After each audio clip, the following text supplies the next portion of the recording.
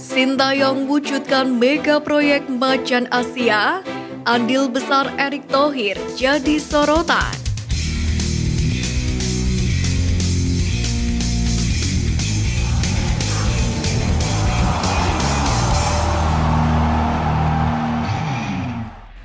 Timnas Indonesia menunjukkan progres gemilang di bawah tangan dingin Sintayong. Potong generasi hingga sederet proyek naturalisasi dilakukan sebagai upaya mendapatkan skuad yang cemerlang. Terbukti ranking FIFA skuad Garuda melesat hingga 26 peringkat dengan memenangi sederet duel dengan negara bergengsi. Belum lagi keberhasilan membawa 3 kategori Timnas Indonesia lolos ke Piala Asia menjadi bukti nyata kualitas juru racik asal Korea Selatan ini.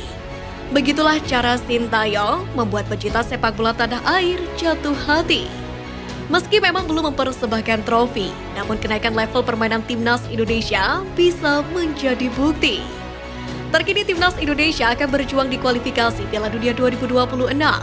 Garuda memanggil setidaknya 25 pemain untuk menghadapi pasukan The Beast pada 12 dan 17 Oktober nanti.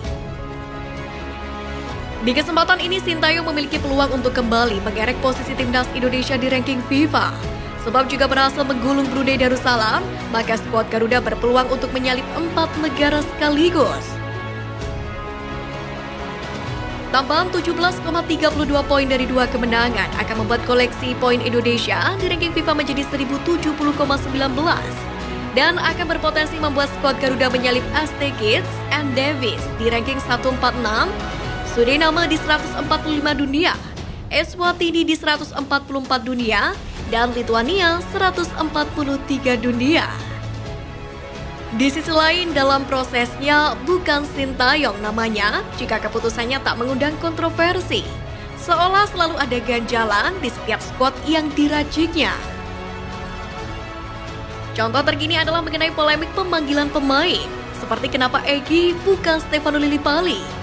Padahal secara statistik pemain Dewa United itu kalah jauh dengan pemain Borneo FC itu. Hal ini pun membuat petinggi Borneo FC mengkritik keras Sintayong selaku pelatih kepala Timnas Indonesia.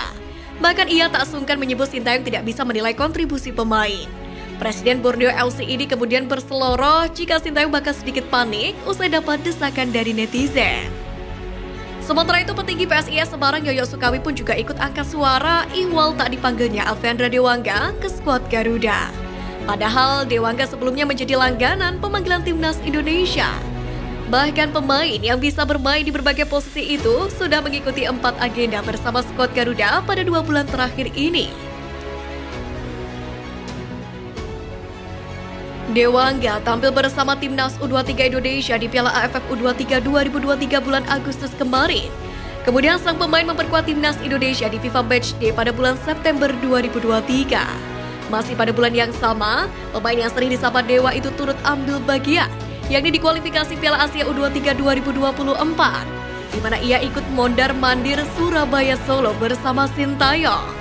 Terakhir, Dewa juga dipercaya Indra Syafri membantu Timnas U24 Indonesia di Asian Games 2022.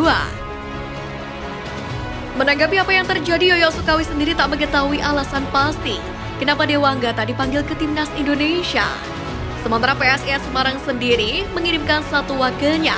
Pemain yang dimaksud adalah Wahyu Prastyo. Mungkin Sintayong lebih memilih Barclay daripada Dewangga, ungkap Yoyo Sukawi. Belum usai dera yang diterima Sintayong, kini giliran PSM Makassar yang mengumumkan dengan berat hati tidak bisa melepas Yance Sayuri ke tim nasional yang akan menghadapi kualifikasi Piala Dunia lantaran sang pemain masih dalam tahap pemulihan cedera. Namun dalam hal ini media official PSM Makassar, Sulaiman Abdul menyampaikan rasa bangganya bahwa pemain PSM Makassar dipanggil ke tim nasional. Sulaiman Abdul menerangkan bahwa Yance Sayuri mengalami cedera saat melawan Borneo FC pada pekan ke-13 Liga 1. Kaitannya dengan mundurnya sang pemain, pihak manajemen tim pun dipastikan sudah bersurat ke PSSI soal tidak melepas Yance dengan menyertakan bukti hasil MRI. Lebih lanjut, pihaknya juga terbuka untuk dokter Timnas Indonesia berkomunikasi dengan dokter tim PSM Makassar terkait kondisi cedera yang dialami oleh Yance Sayuri. Untuk diketahui, pemanggilan Yance Sayuri ke tim nasional karena dinilai punya kontribusi untuk PSM Makassar musim ini.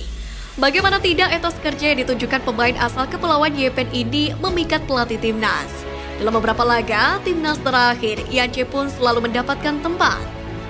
Bahkan dari segi statistik pertandingan, Yance tidak kalah dengan pesaingnya di timnas Indonesia seperti Asnawi Mangkualam dan Pratama Arhan, di mana dari 12 pertandingan Yance mencatatkan 2 gol dan 1 assist. Selain itu, sebagai pemain belakang ia pun sering membantu serangan. Alhasil mencatatkan 380 operan dan 246 operan sukses. Pemain 26 tahun ini pun juga kuat dalam mengawal pertahanan.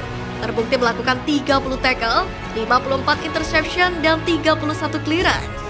Yance mempunyai karakteristik yang unik, kecepatan dan kekuatan fisiknya sangat ideal untuk formasi Sintayong. Selain skill olah bola serta kedisiplinan menjadi poin plus bagi pemuda kelahiran Kepulauan Yepen ini, Yance juga mempunyai insting mencetak gol maupun memberikan assist kepada rekannya. Hingga berita ini dibuat, belum diketahui apakah Sintayong akan memanggil pemain pengganti untuk mengisi slot yang ditinggalkan oleh Yance Sayuri. Di sisi lain, ada kabar baik untuk Sintayong jelang kualifikasi Piala Dunia 2026 ini. Pasalnya pelatih yang sempat bersitegang dengan Sin perkara pelepasan pemain ke tim nasional kini memberikan sepenuhnya support untuk skuad Garuda. Ya, pelatih Thomas Tuchel dikonfirmasi mempersilahkan 2 pemain Persija Jakarta untuk bergabung ke timnas Indonesia untuk menatap putaran pertama kualifikasi Piala Dunia. Kedua nama yang dimaksud adalah Witan Sulaiman dan Rizky Ridho. Dikatakan oleh Thomas Tuchel, Witan Sulaiman maupun Rizky Ridho akan dilepas ke skuad Garuda usai Persija Jakarta melakoni pekan ke-15 Liga 1, yakni kontra Barito Putra di Stadion Patriot Candrabaga Bekasi pada Sabtu 7 Oktober. Menurut Thomas Tuchel, Witan dan Rizky sangat pantas dipercaya oleh pelatih timnas Indonesia Sintayong. Karena pelatih asal Jerman ini sepakat bahwa kedua pemain ini dinilai memiliki kualitas yang sangat bagus. Dia pun berharap kehadiran anak asuhnya dapat membantu timnas Indonesia meraih hasil positif. Dalam hal ini, dukungan besar juga didapatkan pemain muda Arkan Fikri. Sebagai salah satu pemain muda yang dipanggil Sintayong ke skuad senior, menjadi kebanggaan tersendiri untuk Arema FC. Meski masih berusia 18 tahun, Arkan mampu menunjukkan kualitasnya hingga dipanggil oleh Sintayong. Dalam hal ini, manajer Arema Wibi Dwi Andreas mengaku bangga melihat pemain muda mereka mendapatkan pemanggilan ke tim nasional. Sang manajer pun mengaku senang karena pemain muda Arema memiliki catatan bagus meski masih berusia muda. Mengenai pemanggilan ini, tentu saja Arema FC bisa melepasnya dengan bangga. Arema FC juga mengaku akan mendoakan agar Arkan Fikri bisa memberikan penampilan yang terbaik.